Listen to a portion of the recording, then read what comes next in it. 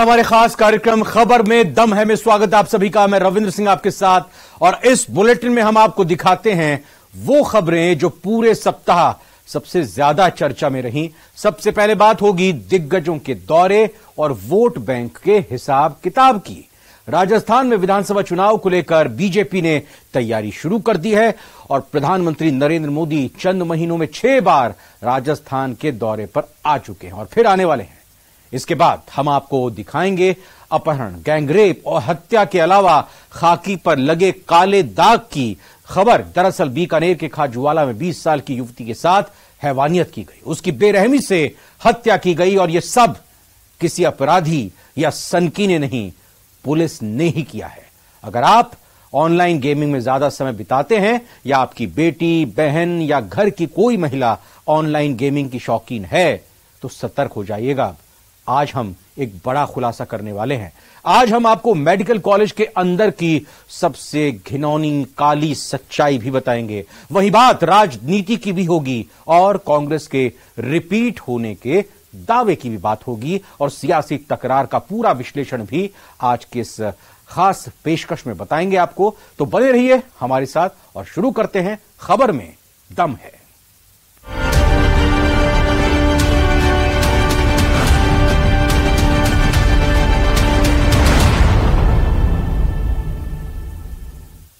राजस्थान चुनावी रंग में रंगने वाला है और सत्ता में वापसी के लिए बीजेपी ने जोरदार तैयारी की है। जहां एक तरफ प्रदेश के नेता कांग्रेस सरकार के खिलाफ माहौल बनाने की तैयारी में हैं, वहीं पीएम मोदी समेत अमित शाह, जेपी नड्डा और राजनाथ सिंह के ताबड़तोड़ दौरे से प्रदेश का सियासी माहौल बदलने की कवायद भी हो रही है। एक रिपोर्ट देखिए।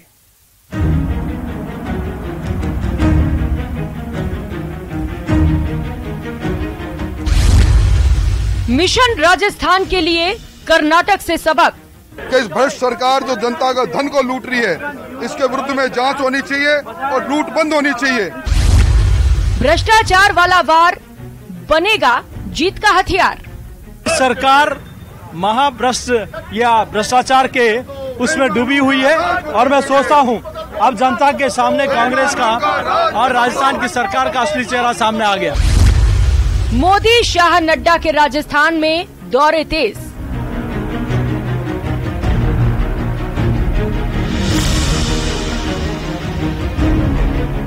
राजस्थान में विधानसभा चुनाव को लेकर बीजेपी ने तैयारियां शुरू कर दी हैं। बीजेपी के आला नेताओं के दौरे राजस्थान में बढ़ गए हैं। नरेंद्र मोदी चंद महीनों में 6 बार राजस्थान के दौरे पर आए और अगले महीने यानी जुलाई में फिर राजस्थान के दौरे पर आ सकते हैं।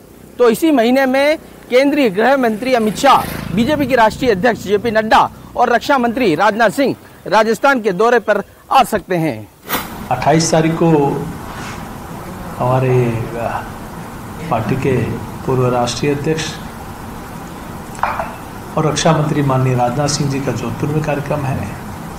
29 तारीख को पार्टी के राष्ट्रीय अध्यक्ष जी माननीय जेपी नड्डा जी का भरतपुर में कार्यक्रम है और 30 तारीख को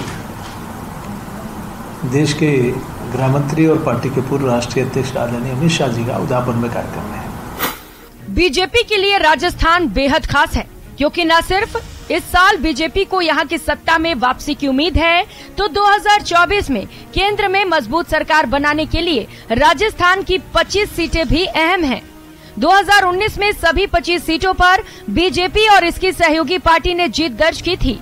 खास बात यह है कि कर्नाटक में धर्म आधारित मुद्दा न चल पाने के बाद बीजेपी राजस्थान में केंद्र सरकार की विकास योजनाओं और राजस्थान की कांग्रेस सरकार की कमियों को मुद्दा बना रही है, जिसमें भ्रष्टाचार, कानून व्यवस्था के साथ ही आपसी खींचतान भी मुद्दा है। द्वंद्व में फंसी सरकार में जो लूट हो रही है, सरकार को प्रमाणिक दस्तावेज के साथ जब हमारे सांसद कहते हैं एफआईआर दर्ज करो, ऑनलाइन एफआईआर दर्ज करने का बात करने वाली सरकार दाएं बाएं झांकती है। कांग्रेस के राज में उन्हीं की सरपरस्ती में जिस तरीके से स्मार्ट सिटीज की हालत खराब हुई है, टाउन प्लानिंग खराब हुई है, गांव तो छोड़िए, शहरों की सड़कों की स्थिति देख लीजिए, शहरों के विकास को देख लीजिए। और इसलिए जयपुर के साथ तो मैं मानता हूं कि कांग्रेस पार्टी की सरकार ने बहुत बड़ा अन्याय किया। ये कैपिटल है, इसको जो सम्मान मिलना चाहिए था, इसको जो तरक्की मिलनी चाहिए, इसको जो खूबसूरती मिलनी चाहिए थी, उसको बदसूरत बनाने का काम कांग्रेस पार्टी ने किया है। केंद्र में मोदी सरकार के 9 साल पूरे होने के मौके पर पार्टी का शुरू हुआ महाअभियान अभी भी जारी है। देश भर में चलने वाले इस अभियान की शुरुआत पीएम मोदी ने अजमेर से की और इस बात का संकेत दिया था कि राजस्थान का चुनाव उनके लिए खास है। माना जा रहा है कि पीएम मोदी 9 महीने में जुलाई में 7वीं बार राजस्थान के दौरे पर आ सकते हैं। ये पिछले 9 महीने में पीएम मोदी का 7वां राजस्थान दौरा होगा।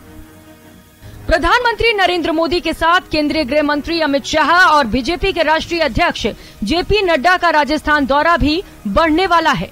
चुनावी साल के लिहाज से शाह और नड्डा का दौरा काफी महत्वपूर्ण माना जा रहा है। पार्टी सूत्रों की माने तो 30 जून को उदयपुर में अमित शाह तो 29 जून को भरतपुर में नड्डा का दौरा संभव है। ये दोनों नेता दोनों संभाग में पार्टी को मजबूत करने का अभियान शुरू करेंगे।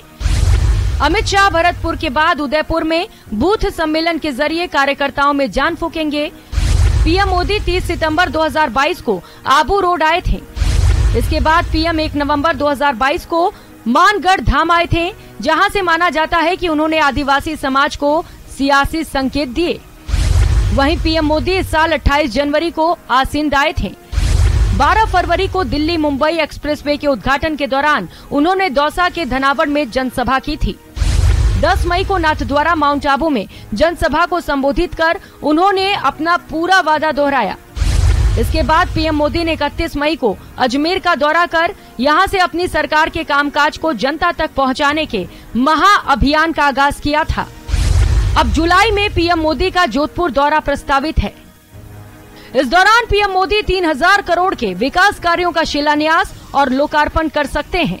हालांकि मोदी के दौरे की तारीख तय नहीं हुई है। पहले पीएम मोदी के दौरे और अब अमित शाह के उदयपुर दौरे के कई सियासी संकेत हैं, क्योंकि उदयपुर बीजेपी का मजबूत किला है। 2018 के चुनाव को भी देखें तो यहां की 28 में से 15 सीट पर बीजेपी कब्जा जमाने में कामयाब रही थी। बीजेपी के वरिष्ठ नेता गुलाबचंद कटारिया के राज्यपाल बनने के बाद माना जा रहा है मेवाड़ राजनीति में कटारिया की कमी जरूर खलेगी और यही वजह है कि कटारिया की कमी को पूरा करने के लिए चित्तौड़ से आने वाले सांसद सीपी जोशी को पार्टी ने प्रदेश अध्यक्ष बनाया, जो पार्टी की मजबूती के लिए पूरी कोशिश कर रहे हैं। और ये कहते हैं कि कोई भी व्यक्ति, आम नागरिक भी अपनी प्राथमिकी दर्ज करा सकता है, ऑनलाइन करा सकता है। लेकिन आम आदमी का तो छोड़िए, एक चुना हुआ वरिष्ठ नेता और सांसद राज्यसभा के उनको एफआईआर लॉन्च कराने में उनको धरने पर बैठना पड़े। इतना ही नहीं, बीजेपी चुनावी साल में भ्रष्टाचार समेत कई मुद्दों को हथियार बनाकर सरकार को घेरने की रणनीति तैयार कर रही है। राज्यपाल को बीजेपी ने 4 मुख्य मुद्दों को लेकर ज्ञापन सौंपकर कांग्रेस सरकार पर गंभीर आरोप लगाए हैं। आने वाले दिनों में सरकार के चूल्हे हिलाएंगे। भ्रष्टाचार के जो प्रमाण दिए हैं, हम हर उस संस्था के पास जाएंगे जो भ्रष्टाचार के प्रमाणों के आधार पर जाँच कराएगी। आज महामहिम को हमने ज्ञापन देकर अपनी भावनाओं से अवगत कराए। राजस्थान बीजेपी में भले ही ऑल इज वेल का संदेश दिया जा रहा हो, लेकिन पीएम मोदी के लगातार दौरे और उनके चेहरे पर चुनाव लड़ने का ऐलान बताता है कि कहीं न कहीं बीजेपी में खींचतान तो है और इससे निपटने की जिम्मेदारी अब केंद्रीय नेतृत्व ने अपने हाथ में ले ली है, क्योंकि पार्टी किसी भी कीमत में कर्नाटक वाली गलती राजस्थान में दोहराना नहीं चाहेगी। Bureau report, news 18 Rajasthan, Jaipur. और वहीं बीकानेर के खाजूवाला में 20 साल की युवती के साथ हैवानियत की गई और इतना ही नहीं, उसकी बेरहमी से हत्या करके शव को फेंक दिया गया। और यह सब किसी अपराधी या सनकी ने नहीं किया। इसमें आरोप किसी और पर नहीं, प्रदेश की सुरक्षा में लगी खाकी पर ही लगे हैं, पुलिस पर लगे हैं। इस रिपोर्ट को देखिए। हत्यारों को फांसी दो, फांसी दो। दलित युवती से हैवानियत की हद पार, अपहरण, गैंगरेप और हत्या कर फेंकी लाश। प्रदेश की सुरक्षा में लगी खाकी पर ही दाग। गैंगरेप, हत्या और हंगामे के बाद बनी बात। वो दलित थी, हर रोज कंप्यूटर कोचिंग के लिए जाया करती थी। रास्ते में सुरक्षा के लिए पुलिस मुस्तैद रहती है और वो उनको देखकर सुरक्षा महसूस करती थी, लेकिन उसको नहीं पता था कि जनता की सुरक्षा में लगी खाकी ही उसकी हत्या कर देगी, और वो भी बहुत ही घिनौने तरीके से। पीड़ित पिता का आरोप है कि बीते 15 दिनों से दिनेश बिश्नोई नाम का युवक बेटी का पीछा कर रहा था। बेटी ने उसे ऐसा करने से मना भी किया था। 20 जून को सुबह 10 बजे बेटी जब कोचिंग आई हुई थी, तब दिनेश बिश्नोई ने खाजूवाला थाने के 2 कांस्टेबल भागीरथ बिश्नोई और मनोज बिश्नोई के साथ मिलकर बेटी को अगवा कर लिया। इसके बाद उसे अपने दोस्त के कमरे पर ले गए। वहां पर बेटी के साथ दोनों पुलिस कांस्टेबल दिनेश और 2-3 अन्य लोगों ने गैंग रेप किया। इस दौरान ही बेटी ने दम तोड़ दिया। इन 2 कांस्टेबल्स का नाम एफआईआर में नामजद परिजनों द्वारा दिया गया है। उनको एक बार एफआईआर दर्ज होने के साथ ही सस्पेंड किया गया है और साथ ही उनकी भूमिका के ऊपर भी इन्वेस्टिगेशन ऑफिसर के द्वारा अनुसंधान किया जाएगा। दलित के हत्यारों को फांसी दो, फांसी दो। परिजनों ने घटना को लेकर 3 लोगों पर नामजद मामला भी दर्ज करवाया। एसपी तेजस्विनी गौतम ने 2 कांस्टेबल का नाम एफआईआर दर्ज करके उन्हें सस्पेंड कर दिया और मामले की जांच अतिरिक्त पुलिस अधीक्षक ग्रामीण दीपक कुमार को सौंप दी। लेकिन उसके बाद ही मामले ने तूल पकड़ लिया और परिवार ने इंसाफ नहीं मिलने तक हंगामा शुरू कर दिया। पीड़ित परिवार के साथ साथ बीजेपी के नेता और कार्यकर्ता भी खाजूवाला पुलिस थाने के सामने धरना देने लगे और जमकर हंगामा करते हुए पुलिस प्रशासन के खिलाफ नारेबाजी की। अखिल भारतीय जनवादी महिला समिति से जुड़े लोगों ने भी कलेक्ट्रेट पर प्रदर्शन किया और दोषियों को सख्त सजा देने की मांग रखी। पीड़ित परिवार की मांग थी कि पुलिसकर्मियों को गिरफ्तार किया जाए और अन्य आरोपियों को भी गिरफ्तार किया जाए। 10 सूत्री मांग पत्र दिया गया है, उसमें सभी मांगे हमने डिमांड की है कि भाई जो भी पीड़ित परिवार है उसको तुरंत प्रभाव से न्याय मिले, जिससे जो दोषी है उनको तुरंत प्रभाव से गिरफ्तार किया जाए और जो भी थाने से संबंधित लोग हैं उनको भी थाने से उस पर कार्रवाई की जाए। मुआवजा की बात आई इसमें तो 1 करोड़ का मुआवजा, घर में एक व्यक्ति को सर्विस और जांच, उच्च स्तरीय जांच की जाए, ये सब मांग पत्र में लिखा गया है। मामला बढ़ने के बाद और पुलिस अधिकारियों से कई दौर की वार्ता के बाद परिवार से सहमति बनी। सहमति बनने के बाद शव का पोस्टमार्टम करवाकर परिजनों को सौंप दिया गया। 36 घंटे से ज्यादा चले गतिरोध में कई राजनीतिक पार्टियों के नेता धरना स्थल पर पहुंचे और कांग्रेस सरकार को घेरने का मौका भुना लिया। बीजेपी की 3 सदस्यीय कमेटी ने मृतका के परिजनों से मुलाकात की। आम जनता की बात को मनवाने के लिए भाजपा यहाँ पर है ना। इसलिए भाजपा अपना काम कर रही है कि हम किसी तरह से आम जन के साथ खड़े, हम उस परिवार के साथ खड़े और प्रशासन के बीच में की कड़ी बन करके उसका समाधान कर पाए और उस बच्ची को न्याय दिला पाए। गैंगरेप, हत्या और हंगामा के बाद सहमति। परिजनों को 25 लाख का मुआवजा। दोनों आरोपी पुलिसकर्मी की निगरानी में रखे जाएंगे। पूरे मामले की जांच एसआईटी से करवाने पर सहमति बनी। थाने में 3 साल से तैनात पुलिसकर्मियों को स्थानांतरित किया गया। जैसे कि एक परिवार में किसी को एक नौकरी दी जाएगी संविदा पे। दूसरा, इन्होंने कहा है कि हमने जो जांच करवाई है वो स्पेशल टीम से करवाएंगे, एसआईटी टीम से करवाएंगे। और तीसरा, इन्होंने कहा है कि भाई हम इनको जो भी है पैकेज है अच्छा पैकेज देंगे, जिसमें उन्होंने नियर अबाउट 25 लाख के आसपास बताया है। और जो भी इसमें दोषी होगा उसको किसी तरीके से बख्शा नहीं जाएगा। सबको अगर दोषी पाया गया तो उनको सस्पेंड के साथ साथ उनको बर्खास्त भी किया जाएगा, ऐसा उन्होंने कहा है। इन सब के बीच गैंगरेप और मर्डर से पहले का आरोपी का एक वीडियो भी सामने आया है, जिसमें मुख्य आरोपी दिनेश अपने सहयोगी पुलिसकर्मी मनोज के साथ युवती को घायल हालत में अस्पताल ले जाता है, जहां से अस्पताल में छोड़कर दोनों ही फरार हो जाते हैं। डॉक्टरों के अनुसार जब युवती को अस्पताल लाया गया तो उसकी मौत हो चुकी थी। ऐसे भी कोई तथ्य आते हैं जबकि कुछ कांस्टेबल्स की अपराधियों के साथ मिलीभगत पाई जाती है। इसमें 0 टॉलरेंस की सरकार की पॉलिसी है और हम किसी को नहीं बख्शेंगे। कोई भी आपराधिक तत्वों के साथ अगर घूमता हुआ या उनके साथ साठगांठ करता हुआ मिलेगा, उसके खिलाफ सख्त कार्रवाई करेंगे। वहीं मुख्य आरोपी दिनेश का खाजूवाला थाना पुलिस से संबंधों के कई फोटो और वीडियो सामने आए हैं। आरोपी पुलिस की गाड़ी में घूमकर लोगों पर रौब जमाया करता था। आरोपी दिनेश का एक वीडियो सामने आया था जिसमें आरोपी ने पूर्व सीआई अरविंद सिंह के ट्रांसफर होने पर आयोजित पार्टी में जमकर डांस किया था। जो जिस वायरल वीडियो की बात कर रहे हैं वो हमारे संज्ञान में भी है और इसी के लिए जो गंगानगर में पदस्थापित आईपीएस प्रोबेशनर है उनको रवाना कर दिया गया है। खाजूवाला पहुंचने वाले हैं तो इनकी जो भी मिलीभगत है आपराधिक तत्वों के साथ उसकी जांच वो करेंगे और जांच के बाद जैसी रिपोर्ट आएगी उस रिपोर्ट के बाद जो कानून सम्मत कार्रवाई की जाएगी। रेंज आईजी ओम प्रकाश ने आदेश जारी किए हैं कि जैसे ही इस आरोपी की गिरफ्तारी जो भी सूचना देगा उसको 40,000 रुपये का इनाम किया जाएगा। वहीं पर उसकी जो आइडेंटिटी है वो गोपनीय रखी जाएगी। हालांकि बीकानेर के लिए फिलहाल ये सबसे बड़ी खबर है, जहां पर मुख्य आरोपी की गिरफ्तारी सबसे बड़ा सवाल है। बीकानेर से न्यूज़ 18 राजस्थान के लिए मैं मनीष शर्मा। अगर आप ऑनलाइन गेमिंग में ज्यादा समय बिताते हैं या आपकी बेटी, बहन या घर की कोई महिला ऑनलाइन गेमिंग की शौकीन है तो सतर्क हो जाइए, सावधान हो जाइए, क्योंकि यह खबर आपके लिए है और कोई भी आपके दिमाग को घुमा सकता है। खबर यह है कि ऑनलाइन गेमिंग के जरिए ब्रेन वॉश किया जाता है और फिर उसका धर्म परिवर्तन करा दिया गया। एक रिपोर्ट देख लीजिए इसी से रिलेटेड।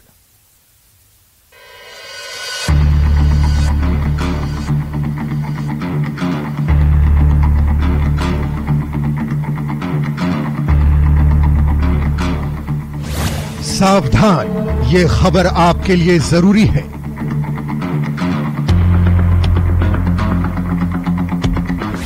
होशियार, धर्मांतरण के नाम पर खौफनाक खेल।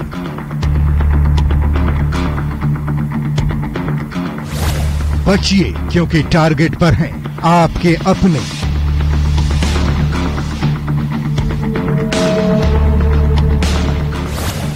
चेतिए, जिहादी मंसूबों की है आप पर नजर।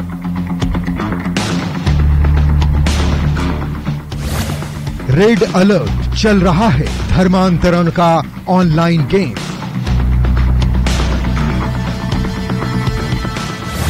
सीकर में गेम जिहाद। अगर आपकी बेटी, बहन या घर की कोई महिला ऑनलाइन गेमिंग की शौकीन है तो सतर्क हो जाइए। कोई भी आपके दिमाग को घुमा सकता है, आपका ब्रेन वॉश कर कुछ भी करा सकता है, और ऐसा ही सीकर जिले में हुआ है। खबर यह है कि ऑनलाइन गेम के जरिए पहले एक विवाहिता के साथ चीटिंग की गई, उसका ब्रेन वॉश किया गया और फिर उसका धर्म परिवर्तन कर दिया गया और वो हर्षिता से हानिया बन गई। टारगेट आप, जरिया मोबाइल गेम, मंशा जिहादी, गिरोह बस एक क्लिक दूर, मकसद धर्मांतरण, शिकार सीकर की विवाहिता। सदर थाना इलाके से एक परिवार पेश हुआ था। एक व्यक्ति ने बताया था कि उसकी बहन के साथ कोई व्यक्ति जिसे वो नहीं जानता है, पर उसका नाम उसने तैयब बताया था। वो उसको गेमिंग ऐप के थ्रू उससे उसकी बहन के साथ संपर्क में है और उसने उसे धर्म परिवर्तन के लिए कहा है। इस बात को लेकर कि उसके साथ कोई अनहोनी घटना ना हो जाए, इस बात का एक परिवार दिया है, जिसकी जांच एसएचओ सदर कर रहे हैं। सीकर जिला मुख्यालय के नजदीक गांव की रहने वाली विवाहिता का संपर्क ऑनलाइन गेमिंग के जरिए अलीगढ़ के रहने वाले तैयब नाम के लड़के से हुआ था। तैयब ने उसे प्रेम जाल में फंसा लिया और उसका नाम तक परिवर्तन करवा दिया। वो खुद को हानिया नाम से बुलाने लगी। इतना ही नहीं, उसको नमाज भी पढ़ने और दुआ पढ़ने की ऑनलाइन ट्रेनिंग भी दी गई। विवाहिता का पति विदेश में रहता है और घर पर अकेली होने के कारण से टाइम पास के लिए ऑनलाइन गेम खेलती थी। इसी दौरान वो फ्री फायर गेम खेलने लगी और गेम के दौरान ही एक ग्रुप लव लाइफ से जुड़ गई। इस ग्रुप में उसकी जान पहचान तैयब खान से हुई। गेमर्स को कुरान पढ़ाने का टास्क, जीतने के आयातें पढ़ना जरूरी, गेमिंग के बहाने चैटिंग का जाल, फिर विवाहिता को प्रेम जाल में फांसा। विवाहिता का ब्रेन वॉश कर नाम बदला, हिंदू नाम को मुस्लिम नाम में बदला, फिर विवाहिता का धर्म परिवर्तन कराया। पहले एक ग्रुप और अलग अलग धर्मों के नाम से आईडी बनाकर मोबाइल और कंप्यूटर पर गेम खिलाए जाते हैं। अगर कुछ लड़के गेम हार जाते हैं तो उन्हें कुरान की आयत पढ़ाई जाती है और उसके बाद उन्हें गेम जितवाकर कुरान का भरोसा दिखाया जाता है। इसके बाद मुस्लिम लड़के हिंदू लड़कियों से चैटिंग करते हैं और उन्हें इस्लामिक रीति रिवाज अपनाने के लिए बहलाते हैं। पीड़िता का आरोप है कि तैयब खान ने पहले उसको बताया कि वो अलीगढ़ का है और कपड़े की दुकान पर काम करता है। उससे दोस्ती होने पर वो घंटों उससे बात करने लगी और इंस्टाग्राम से जुड़ गई। इसके बाद वो ससुराल से अपने पीहर आकर रहने लगी। परिवार के बारे में जानकारी जुटाने के बाद तैयब ने उसे प्यार का झांसा दिया और इस्लाम कबूल करने के साथ नमाज पढ़ने का दबाव डाला। तैयब उसे धीरे धीरे इस्लाम के बारे में बताने लगा। इतना ही नहीं, उर्दू अरबी नहीं आने पर तैयब ने नमाज और दुआ पढ़ने के ऑनलाइन तरीके भी भेजे। फिर वो बुर्का जैसे गाउन मंगाकर पहनने लगी और अपना नाम भी हानिया रख लिया। इतना ही नहीं, उसने बिंदी लगाने के साथ मांग भरना भी छोड़ दिया। जब उसने पूजा पाठ करना बंद कर दिया तो परिजनों को उस पर शक होने लगा। उसके भाई ने उसका मोबाइल चेक किया तो उसमें बहुत सी चीजें मिली। इसके बाद परिजनों ने एसपी को शिकायत दी है। मामला सामने आने के बाद राजनीति भी शुरू हो गई। बीजेपी ने इसको लेकर कांग्रेस पर कई गंभीर आरोप लगाए हैं। इस प्रकार की सोच हावी करना हो कि कहीं कहीं राजस्थान में तालिबान हावी होता जा रहा है, तालिबानी राज होता रहा है। आप देखिए कि कहाँ पीएफआई जैसे आतंकवादी संगठन को कार्यक्रम करने की अनुमति मिलती है और रामनवमी जैसे त्योहार पर प्रतिबंध लगाने की बात करती है सरकार। तो मालपुरा में हो, जयपुर में हो, कई जगह हिंदू पलायन कर रहे हैं। जिन लोगों ने बहुत हथियारों के साथ वहां कई त्योहारों पर पत्थरबाजी की, तलवारबाजी की, वो आज खुलेआम घूम रहे हैं। कहीं कहीं सरकार की कबरदुश के साथ धर्म परिवर्तन की घटनाएं भी सामने आ रही है। इसमें सरकार की सतर्कता की आवश्यकता भी है और लोगों को जागरूकता की आवश्यकता भी है कि ऐसे ऐपों को गंभीरता से हम उपयोग में करें। सीकर के अंदर जिस तरीके से ऑनलाइन गेमिंग के आधार के ऊपर धर्म परिवर्तन कराने का मामला सामने आया है, राज्य सरकार को गंभीरता से लेना चाहिए। देखिए, राष्ट्र को कमजोर करने वाली शक्तियां समाज में खतरनाक ढंग से आगे बढ़ रही हैं और दुर्भाग्य की बात है कि इनको राजनीतिक संरक्षण भी मिलता है और जिन राज्यों में विपक्ष की सरकारें हैं वो अपने क्षुद्र राजनीतिक स्वार्थ में यह काम करती हैं। ये बात मैं इसलिए भी कहना चाहता हूं कि लव जिहाद शब्द कोई भारतीय जनता पार्टी या संघ ने नहीं शुरू। धर्मांतरण के ब्रेनवॉश के लिए प्रतिबंधित इस्लामिक प्रवक्ता जाकिर नाइक के वीडियो सुनाए जाते हैं और उसके बाद इस्लामिक रीति रिवाज के बारे में प्रेरित किया जाता है और इस्लामिक रीति रिवाज की पूरी जानकारी दी जाती है। कुछ दिन पहले गाजियाबाद में इस तरह के मामले सामने आने के बाद केंद्र सरकार ने गेमिंग एप्स के रिव्यू का भी फैसला लिया है। आज हम आपको मेडिकल कॉलेज के अंदर की सबसे घिनौनी सच्चाई बताने जा रहे हैं। यह इतनी घिनौनी है कि आप भी सिर पकड़कर बैठ जाएंगे और अपने बच्चों के भविष्य के बारे में चिंतित हो जाएंगे। लेकिन यह सच है या झूठ, यह पीड़ित परिवार आपको खुद बताएगा। देखिए सीकर के मेडिकल कॉलेज में रैगिंग का घिनौना सच।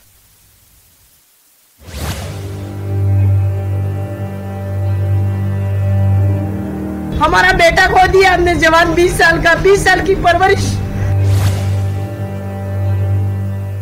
छात्र की हत्या या आत्महत्या का अधूरा सच, दारूबाजी, रैगिंग और फिर नंगा कर पीटा, मानसिक प्रताड़ना और बेइंतहा टॉर्चर। सीकर के मेडिकल कॉलेज का घिनौना सच। ये खून के धब्बे ही आपको कहानी बताने की शुरुआत कर रहे हैं। एक मेडिकल छात्र की संदिग्ध मौत ने पूरे इलाके में हड़कंप मचा रखा है। परिवार ने बेटे को पाल पोस कर बड़ा किया, डॉक्टर बनाने के लिए मेडिकल कॉलेज में भर्ती किया। सोचा था डॉक्टर बनकर नाम रोशन करेगा, समाज सेवा करेगा, लेकिन जहां उसे भेजा था वहीं उसकी मौत की साजिश रची गई। हॉस्टल में रैगिंग लेते हैं सीनियर डॉक्टर, जूनियर जो नए बच्चे आते हैं, बच्चे बेचारे छोटे छोटे, उनके साथ में रैगिंग लेते हैं और उसके साथ में कॉलेज सपोर्ट करता है। उनको कॉलेज सपोर्ट करता है, उनको बच्चों को ड्रिंक करने के लिए, कंडोम रखने के लिए और भी गलत गलत काम करने के लिए कॉलेज के अंदर फूटी हुई बोतलें, बियर की बोतलें, ये सब बड़ी हुई मिली है। ये सीकर के श्री कल्याण मेडिकल कॉलेज का घिनौना सच है, और ये इतना घिनौना है कि इसमें एक MBBS के छात्र की जान चली गई। 21 जून को सुबह सीकर के कल्याण मेडिकल कॉलेज में हॉस्टल के पीछे एक मेडिकल छात्र हनिमेश का शव मिला। हनिमेश मूल रूप से बांसवाड़ा का रहने वाला था और सीकर के मेडिकल कॉलेज में MBBS का प्रथम वर्ष का छात्र था। शव पड़ा होने की सूचना कॉलेज प्रबंधन ने सदर थाने में दी और सदर थाना पुलिस ने घटनास्थल के निरीक्षण के बाद शव को मोर्चरी में रखवा दिया। लेकिन जब पुलिस ने मामले की जांच शुरू की तो पुलिस भी चौंक गई। हॉस्टल में सुरक्षा के लिए लगे CCTV कैमरे बंद। हॉस्टल की छत पर मिली शराब की खाली बोतलें। कई जगह संदिग्ध गतिविधियां भी आई सामने। पुलिस मामले की जांच आगे बढ़ाती तभी छात्र के परिजन सीकर पहुंचे और हत्या का मुकदमा दर्ज करवाकर शव उठाने से इनकार कर दिया। कई संगठनों के लोग भी धरने में शामिल हुए और मांगों को लेकर प्रदर्शन करने लगे। कई दौर की वार्ता के बाद आखिरकार सहमति बनी और जयपुर में छात्र के शव का पोस्टमार्टम करवाया गया। लेकिन अब मामले की जांच और सवाल अधूरे हैं। छात्र की मां और उसके भाई ने मेडिकल कॉलेज प्रबंधन पर गंभीर आरोप लगाए हैं। परिजनों का कहना है कि छात्रों को जबरदस्ती शराब पिलाई जाती है, उन्हें नंगा कर दिया जाता है और कड़ी रैगिंग ली जाती है। इतना ही नहीं, सीनियर छात्र जूनियर्स को दौड़ा दौड़ा कर पीटते हैं। हमारा बेटा खो दिया हमने जवान 20 साल का, 20 साल की परवरिश हमारी, और कॉलेज प्रशासन हमारा कोई साथ नहीं दे रहा। पूरे CCTV कैमरे बंद है और हमको इस बोर्ड पर भी हमको कोई भरोसा नहीं है, डॉक्टरों को भी। इस कॉलेज पर गंभीर आरोप लगने के बाद इस पूरे मामले की जांच बेहद जरूरी है। पुलिस का कहना है कि छात्र की पोस्टमार्टम रिपोर्ट मिल गई है और इसके आधार पर जांच की जा रही है। अगले कुछ दिनों में जांच पूरी कर दी जाएगी और ये मामला हत्या का है या किसी और धारा का, ये तय कर दिया जाएगा। इस तरह की परिवार वालों ने रैगिंग के बारे में भी कुछ बातें बताई हैं, तो उनको हम वेरीफाई कर रहे हैं अभी। तो अभी किसी नतीजे पे नहीं पहुंचे सर? टाइम अभी नतीजा दिया जाना तो संभव नहीं है। इस वक्त जो पोस्टमार्टम रिपोर्ट है उसमें जो चोटें हैं उन चोटों के बारे में एक बार और फोरेंसिक एक्सपर्ट से हम राय लेंगे, तभी कुछ कह पाएंगे। सीकर के Shri Kalyan government medical college में 3 दिन पहले छात्र हनिमेश की मौत का मामला लगातार उलझता जा रहा है। इस मामले में जहां परिजनों ने बड़े बड़े गंभीर आरोप मेडिकल कॉलेज प्रशासन पर लगाए हैं, वहीं दूसरी तरफ सवाल ये उठता है कि अगर आखिर शिक्षा नगरी के नाम से मशहूर हो चुके सीकर में इस तरह के मामले सामने आए तो फिर स्टूडेंट को यहां पर कैसे विश्वास होगा। सबसे बड़ा आरोप परिजनों ने यह लगाया है कि रैगिंग होती थी और जबरदस्ती शराब पिलाई जाती थी। अब देखने वाली बात यह होगी कि आखिर हनिमेश की मौत के मामले में गुनहगारों तक पुलिस पहुंच पाती है या नहीं। संदीप हुड्डा, न्यूज 18 सीकर। और अब बात कांग्रेस की सियासत की, जो विपक्ष के साथ साथ खुद से भी उलझती हुई नजर आ रही है। तो कई दिग्गज कांग्रेसी नेता इस बार चुनाव लड़ने से किनारा कर रहे हैं। ये पूरी रिपोर्ट देखेंगे तो समझ जाएंगे।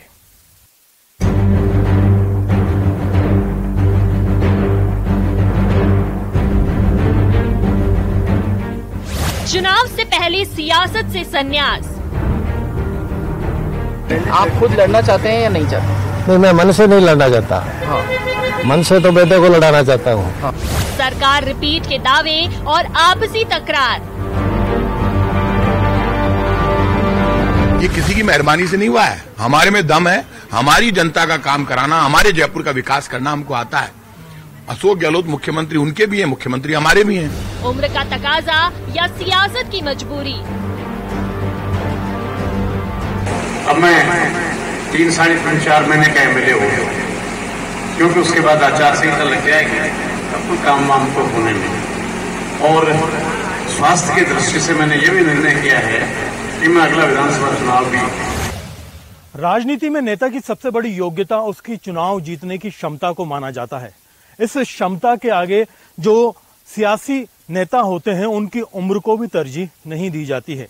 लेकिन इसे कांग्रेस की अंदरूनी राजनीति का परिणाम कहें या फिर राजस्थान की सियासी रिवाज का असर कहें, कई दिग्गज नेता और विधायक आगामी चुनाव लड़ने से अभी से ही मना कर रहे हैं। चुनाव को देखते हुए कांग्रेस और बीजेपी दोनों ही पार्टियों में दावेदारों ने टिकट के लिए दौड़ लगानी शुरू कर दी है, तो दूसरी ओर कांग्रेस के 3 वरिष्ठ नेताओं के चुनाव लड़ने से इनकार करने के बाद उम्र और टिकट को लेकर भी एक नई बहस छिड़ गई है। कांग्रेस के वरिष्ठ विधायक दीपेंद्र सिंह शेखावत के चुनावी राजनीति से संन्यास के ऐलान ने न सिर्फ श्रीमाधोपुर की जनता को हैरान किया, बल्कि सियासी जगत में भी इसे लेकर कयासों का बाजार गर्म है। लेकिन दीपेंद्र सिंह शेखावत के अलावा भी कई और कांग्रेसी विधायक अपने आप को चुनावी रेस से अलग कर रहे हैं। सांगोद से कांग्रेस विधायक और पूर्व मंत्री भरत सिंह कुंदनपुर भी इसमें शामिल है। शिव से कांग्रेस विधायक अमीन खान भी कई बार चुनाव नहीं लड़ने की बात कह चुके हैं। श्रीगंगानगर जिले से विधायक गुरमीत कुन्नर का भी सियासत से मोहभंग हो चुका है। कुन्नर ने तो बकायदा सुखजिंदर सिंह रंधावा से मुलाकात कर अपना 67+ crore viewers, India's largest news network, News 18 Network.